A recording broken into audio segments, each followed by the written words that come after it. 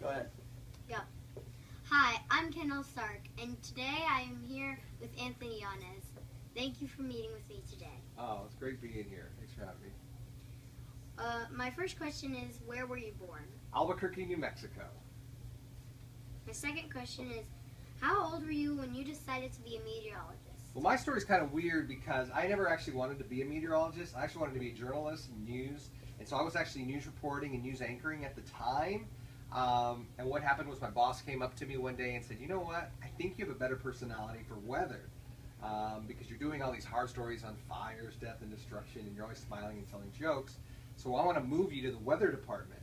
And I didn't know anything about the weather. I didn't know what a cold front did, what low pressure was, or high pressure. So I actually had to go back to school. But fortunately, I was in a desert, and so I was right all the time. It's hard to be wrong in a desert. It's either hot and sunny, warm and sunny, cool and sunny, or cold and sunny. And so I went back to school. It took me 3 years to get my meteorology certificate. A year and a half into that is when I got the job here in Houston, Texas. So that's how it happened. It's kind of backwards for me. Okay. And then my third question is, what do you have to do to become a meteorologist? Well, it's kind of like any job. You have to have the schooling. And so for me, I had to take these courses from Mississippi State University, and it's basically 3 years of everything you need to know about weather, from the simple things to forecasting, thermodynamics, and all of that. So it's just like if you go to college, you have that 4-year degree, and of course you do the concentration in geoscience and meteorology. I just did it a little different way, but that's how I did it. My fourth question is, what is your favorite part about your job? Favorite part is that the weather's different every day, especially for here. It's great. I mean, from cold fronts next week to thunderstorms this weekend. Of course, here you get tornadoes, you get hurricanes. It's so different, and so you never get bored. There's always something new, and it's a challenge too. Forecasting the future is a challenge.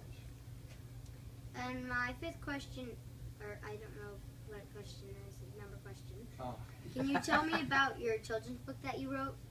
Yes.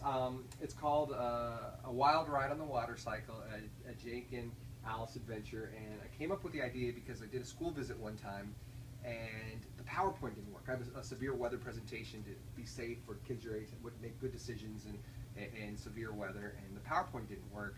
And so basically we just kind of I created this story in my head on the fly on the water cycle with these two characters, like pretend you were the girl, and then I got a guy who came up with me, and we just acted the whole thing out. And I said, this would be a pretty good story. And so I started writing out the story. Bright Sky Press is publishing it, and it'll be out shortly. And so I've got a children's book based on that story that I created all those years ago. And so it's got good science on the water cycle, helps kids when they take their tests on science for what's going on with the weather, and it's got a good story also. And my last question is, can you come visit my 4th grade class one day? Yes, of course. I'd love to. Yeah, that'd be great. Okay, I want to thank you again for meeting me today. And thanks for the gifts. I got a nice little gift. I'm assuming this is candy. Yes. Yes, so thank you so much for the gift. I appreciate it. Okay. Now back to you.